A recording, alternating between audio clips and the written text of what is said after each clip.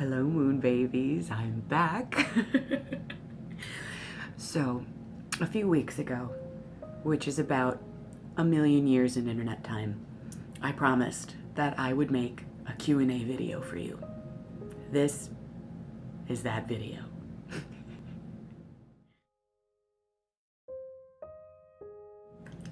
So you were all sweet enough to submit some questions that you would like answered from the perspective of HerSpeak Planet. So I'm going to try to be as concise as possible, but give you the information that you're looking for. I did want to mention that there is one question that I receive frequently that I will not be addressing in this video, which is, I'm new to the path, how do I get started? Because I will be addressing it in its own video. I just feel that the topic is too expansive to try to cover quickly in a Q&A style video, so do not worry, it is coming. So I'm just going to run through the questions. Let's see what happens. So the first question up, what's your sign? I am a Taurus with Scorpio moon. It gets muddy in here. Second question is, how do you decide what to include in your altars? I do have a video explaining altarcraft fairly in depth, but I think quickly to answer that question, I include things on my altar that at the moment speak to what I'm working on. So I think a lot of times we feel that a holy place or a sacred space, we often assume that that means it has to be an unchanging and monolithic space for it to be serious, but that's not necessarily the case. We're being visited. Hello, Wolfie. Come on, buddy. So what that means is we can treat our altars as workbenches, as workspaces. So that means what goes on them does not need to be permanent. So if you're not digging on something that's in your space, it's okay. You can move it. My altar changes from day to day. It's about what I'm working on and reflecting what I'm feeling at the moment. So I choose items that feel true to me at the time, whether that means the color speaks to me, it has something to do with the goals I'm setting or the spell working that I'm doing, if it seems seasonally appropriate to me, and hell, even like if I'm making a summertime altar, it does not mean that it stays that way through the entirety of the summer. You have permission to move things. So that's how I decide what goes on my altars. What is my favorite spell or ritual?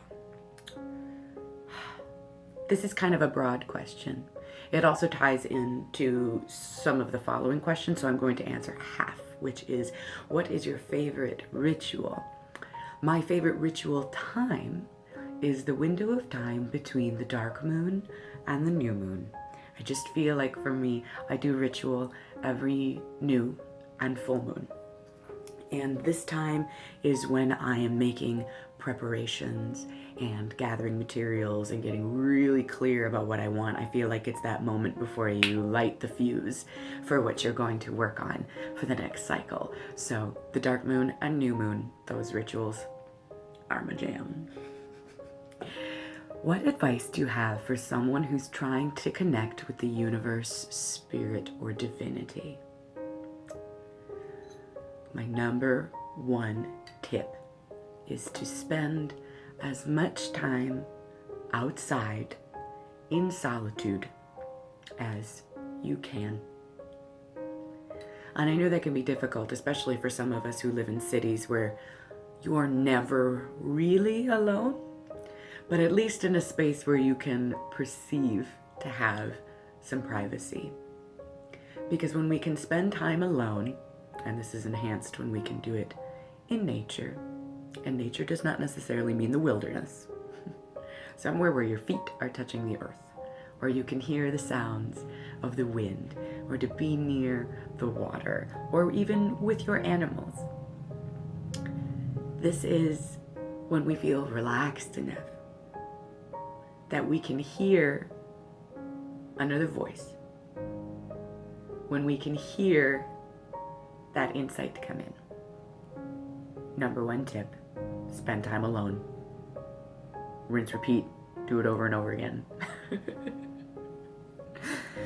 Do you work with tarot or oracle, and which decks do you use? I absolutely do. And for me, I do not read tarot for others. Tarot is very personal to me, mostly because I have not committed the level of time it takes to be a proficient enough reader to offer insight that would be of value to other people. But it is part of both of the rituals that I mentioned previously, both my new moon and full moon readings. I will also occasionally read for myself outside of a ritual setting, but I also tend to do readings for myself during my moon cycle while I'm doing my red tent time is when I find that those insights are the strongest. And I do like to work with oracle decks as well. Usually those will be my daily draw. Go-tos, I'll use them as daily inspirations. I have a lot of Doreen Virtue decks just because I really like the subject matter that they deal with. It's not necessarily that all of the illustrations are ringers for me, but the themes that she creates decks around are pertinent in my life, so I do like to use them. I also use the Goddess Tarot. I use animal medicine cards. I am a fan of the Heart of the Fairy Oracle, and my go-to tarot deck at the moment is the Tarot Illuminati. So yes, I do incorporate tarot and oracle into my regular practice. How do you choose your deity? Oof, that's a big one. How do you choose your deity? So I touched on this a little bit in the conversation that I recently had with Kellyanne and Joanna and Eric while we had a Google Hangout recently. And we touched on this a little bit, the idea that choosing a deity is a much more boots on the ground, mundane, homework sort of experience than a lot of us like to make out, because that is not an exciting story to tell people, is it? It's not exciting to tell people that you spent a lot of time at the library, and you spent a lot of time in meditation, and you spent a lot of time in your journal, and you spent a lot of time feeling wrong or feeling weird or feeling like you're not doing it right, than saying the Virgin Mary came to me in my toast, right? That's a boring story. But that's the truth of it. That is the work of it. Unless you are one of these extraordinarily lucky individuals who just seems to have a faucet to the divine running through them, it's going to be questions of what flips my switch, what turns me on, what am I interested in, what period of history am I interested in, is there a part of the world that I'm interested in, is there something that relates to the career that I'm craving or desiring. These are the places to go first. Then from there, make some decisions. It doesn't have to be passive. It doesn't have to occur to you. It can be incredibly mundane. The way the deity came to me that I'm currently working with was, as many of you know, after some perceived massive failure with other deities, because I was trying so fucking hard to make it work, was the character of a book I was reading. The main character's name over and over and over and over and over again, and I'm like, why isn't anybody talking to me? 500 more pages of that name over and over and over and over and over again, while I continue to sit and cry, why is nothing coming to me? Why is nothing occurring to me? Over and over and over again. Because sometimes it also has to be about what you need and not about what you want, which isn't terribly sexy. So those would be my recommendations. To do the mundane homework, do the research, make some decisions, and if it doesn't work, start again. I'll also tell you this, there will be no experience that you have pursuing a deity or working with a deity that's going to take away from any other experience. None of that time is wasted time. None of that time is wasted time. It's putting you in the right direction. It's helping you narrow the focus. So don't give up if it's something that you want. So, books that have inspired you on your path. This is another big one. For a majority of my life, while I was considering myself to be a beginner on the path, which is about a decade, I was living in my parents' house and I didn't have a job because I was a kid. So I didn't have a lot of disposable income to spend on materials. So a lot of those books that I started out reading when I was young, in the beginning of my path, I honestly don't remember. They were library rentals. I read as much as I could possibly get my hands on, but I cannot specifically name for you what some of those are. But I do have 2 books that have made a huge impact on my practice. And the first one is this one, Casting the Circle by Diane Stein. It's the Women's Book of Ritual, which you can see I bought used. But I use this book quite frequently. You can see I have a lot of tabs and notes. This book is focused on feminist spirituality, goddess spirituality, but it outlines a lot of really interesting ritual ideas.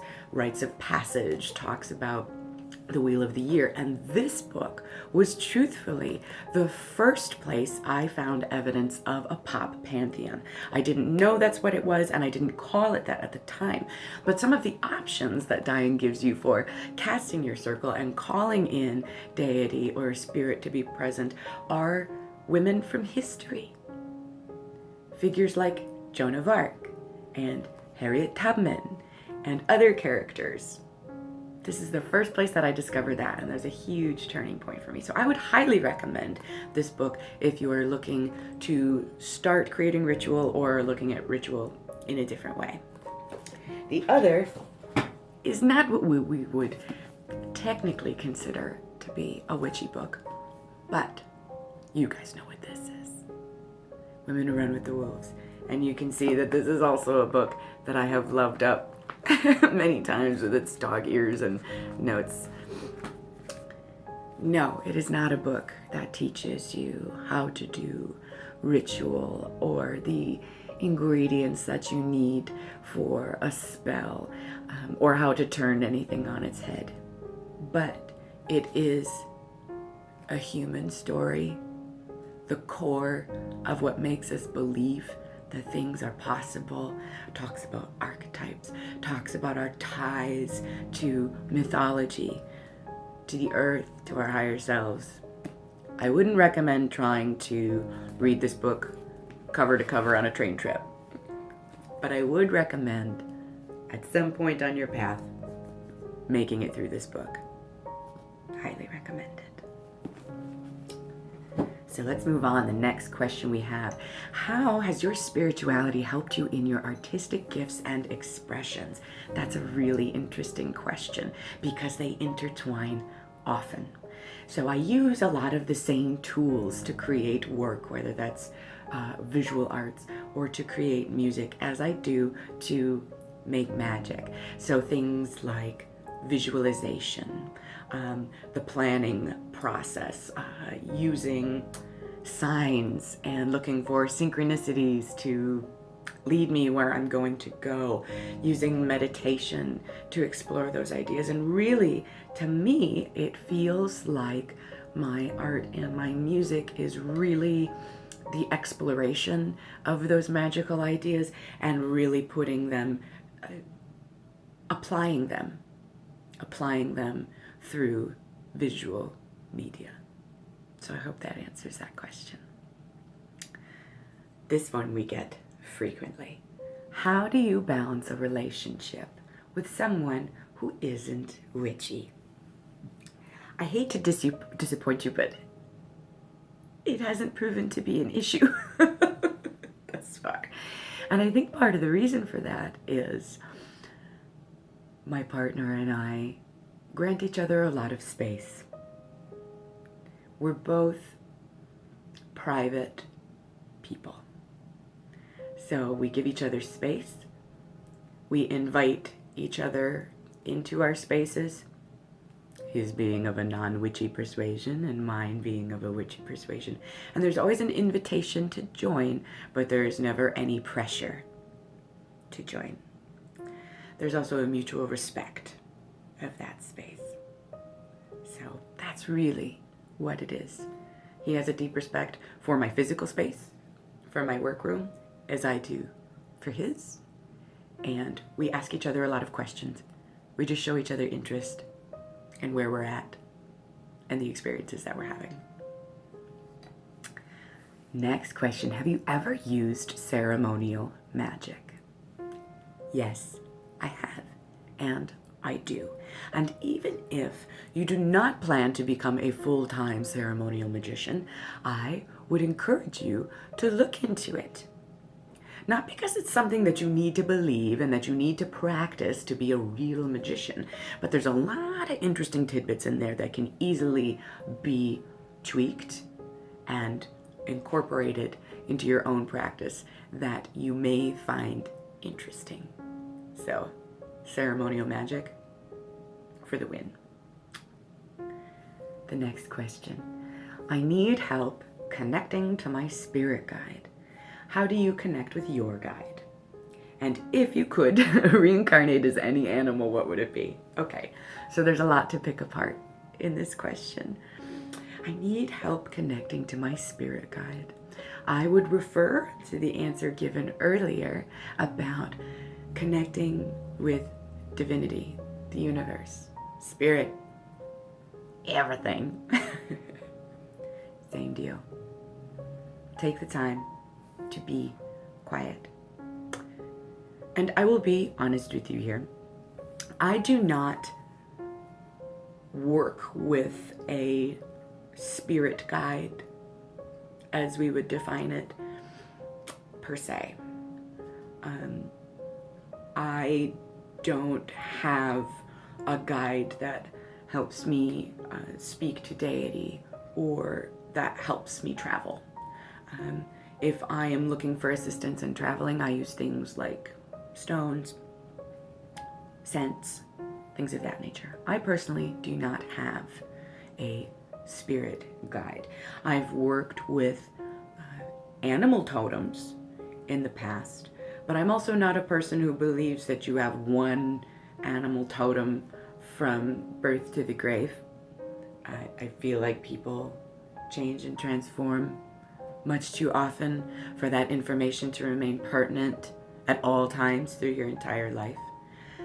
In my personal experience, I've had an animal totem that reappears at certain points in my life where I'm at a crossroads and this animal will show itself to me. I've also just chosen. I need to work with this energy. I need this support right now. So you're allowed to choose. You can pick if that's something that appeals to you to get you started. If you'd like one, choose one. To get to the second part of that question, if I could reincarnate as any animal, what would it be? Cat. Oh, no question about it. This is an interesting question. Tell us about your self-care routine. Well, I love food, like a lot. And I eat pretty intuitively. I'm not on any kind of strict, crazy, algae-only diet or anything like that. I eat intuitively.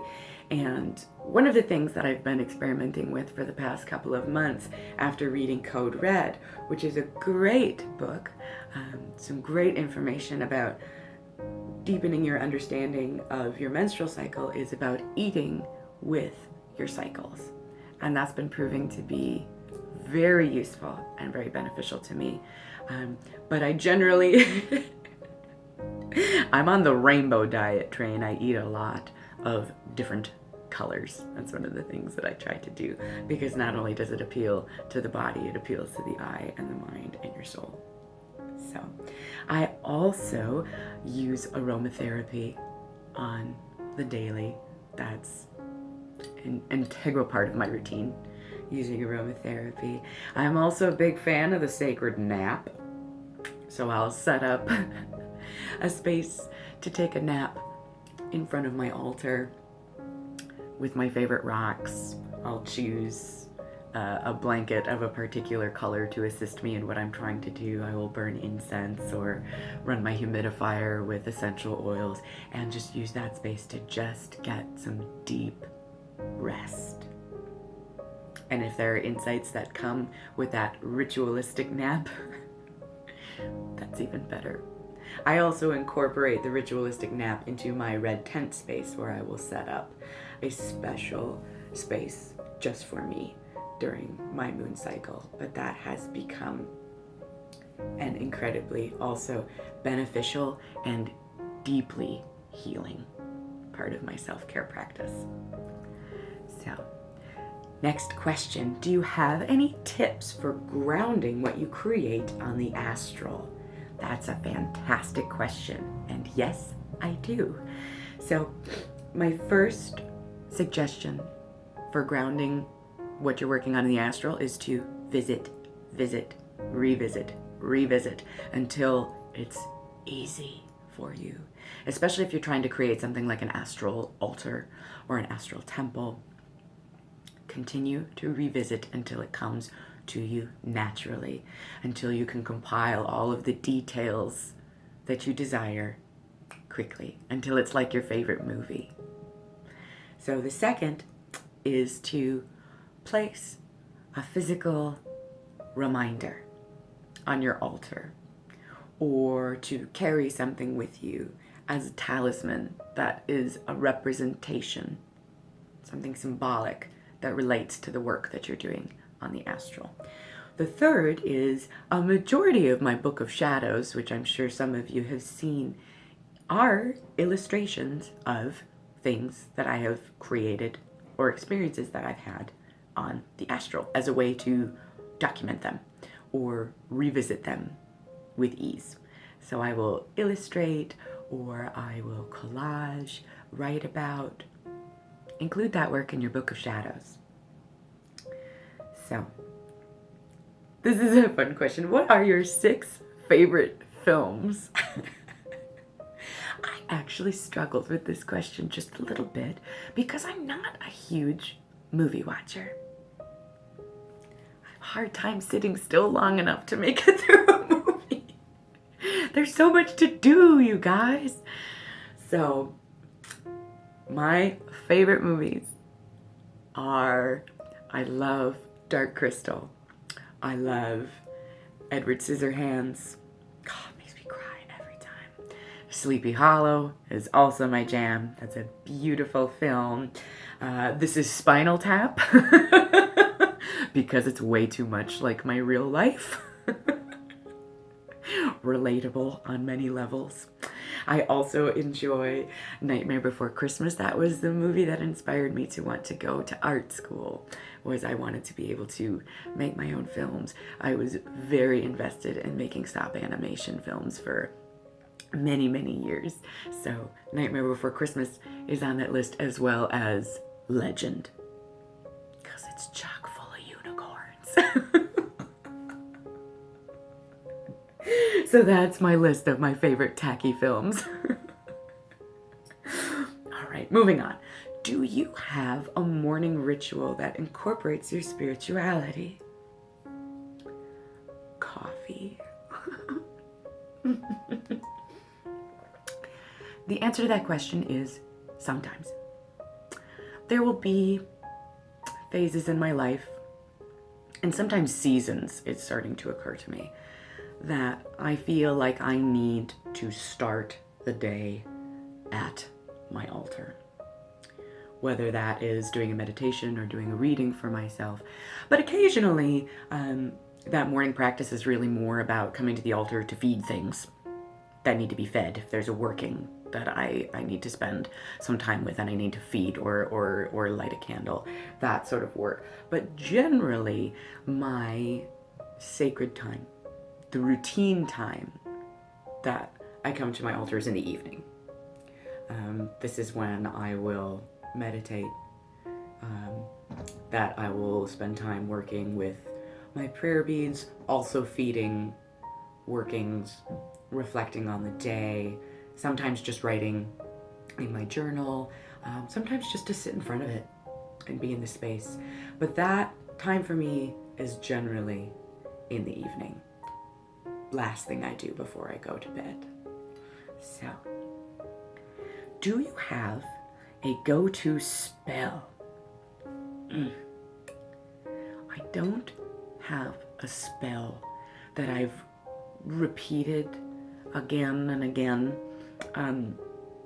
I will use systems again and again, things like creating grids, or a setup for candle magic, but it's generally not for the same petition again and again.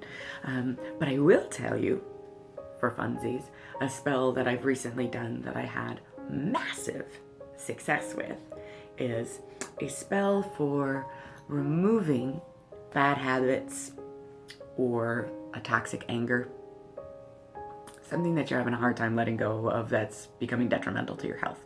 And it's really, really easy, and I really enjoyed it, and I'm very, very pleased with the results. I did not come up with this idea, but all that you need is an egg, so a raw egg, and you'll need a marker, preferably a permanent marker, because you're going to write on the outside of this egg, and if it's a washable marker, it's not going to absorb into the shell and just end up all over your hands.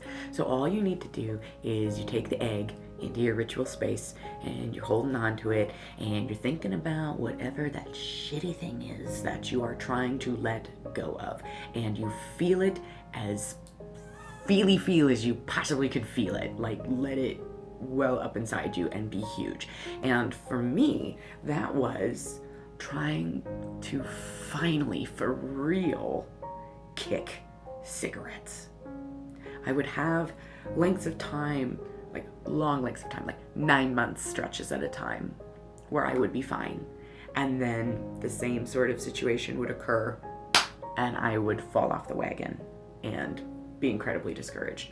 So what I did in my particular case, to get specific to help you with this idea, is I used my egg and I thought about all of the money that I dumped into this, how terrible it was making me feel, how long it was keeping me sick, the anxiety that I felt without it, all of the fears, all of the things around not being able to quit, sort of imagining how that was building up in my body, all of this just awful crap. And you're focusing it and you're pouring it into your egg, you're pouring it into your egg, you're pouring it into your egg. And then after you have, and you could even place it on your body, if there's somewhere that you feel that is housed in particular, do it that way. But then you write your banishing orders on the outside of this egg. And that can be full-on sentences, it can be words, it can be symbols that mean something to you, and really get it on there. I wanted to cover my egg until there was almost no surface of the egg visible anymore. You don't have to do it that way, but I had the juice, so I went for it. And then what you're gonna do is you're gonna dispose of this egg. And I happened to be able to do this on a night when it was thunderstorming, which helped with the cleansing properties of this spell. And I took it somewhere that I would unleash it, to get rid of it. And I chose to do it. There's a space near my home where there are 2 bridges. There's a bridge going over the top of a street and a bridge that's actually partially for an underground trail. And to me, this symbolizes a very liminal space between the waking and the sleeping, the above, the below, the living, the dead. That's what that space represents for me. And I took that egg and I smashed it off the bridge in between those 2 spaces at the crossroads. So, try the egg spell. Let me know how it goes. All right. So, tell us more about your background in art and music. I've been an artist my whole life. It's always been that way. And I am the product of two artists as well. And our house as kids was filled with projects. We were always coloring, always making, going for nature walks, spent a lot of unstructured time outside. So I feel like that helped sort of foster that creativity. We were exposed to a lot of different types of music as kids. I remember really learning to enjoy classical and orchestral music as a child by learning that I could make up my own pictures. I could make up my own movie to what was happening, and that it's okay to not always understand what's happening in music, but just letting it wash over you and enjoy the sensory experience. So from kidhood, we've always been really deeply involved in music and art, and I was in my first band when I was 13 years old and have been in a band nonstop since then. And I just had my 29th birthday, so I've been doing music for quite some time. And I also, as I had mentioned, was deeply inspired by Tim Burton films in my youth, and it was what inspired me to go to art school and pursue my BFA in figure painting.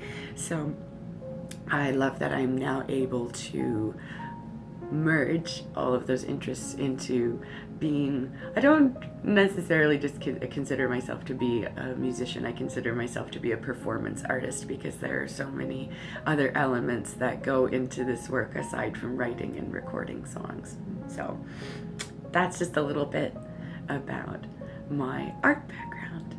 And the last question we have today in the Q&A roundup is, what is your favorite way to relax? One of my favorite ways to relax is to go to the beach near my home. I live on the shore of a great lake, and watch the water move in and out. I also love to comb the beach for any little treasures. That's one of my favorite moving meditations. And my other favorite ways to relax include meditation. It works. If you practice it, it works.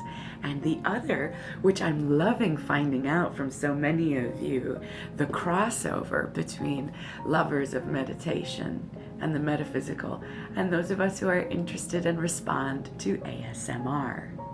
So that's an acronym, ASMR, which stands for the Autonomous Sensory Meridian Response. And I would suggest looking it up, check it out, but I spend a fair amount of time listening to and enjoying ASMR videos. It's one of my favorite ways to switch off and relax and be in my body and be comfortable and be entertained and get to know people. So I hope that this was fun for you guys. Thank you so much for your patience, and I will talk to you again very, very soon, moon babies. Be well. Bye-bye.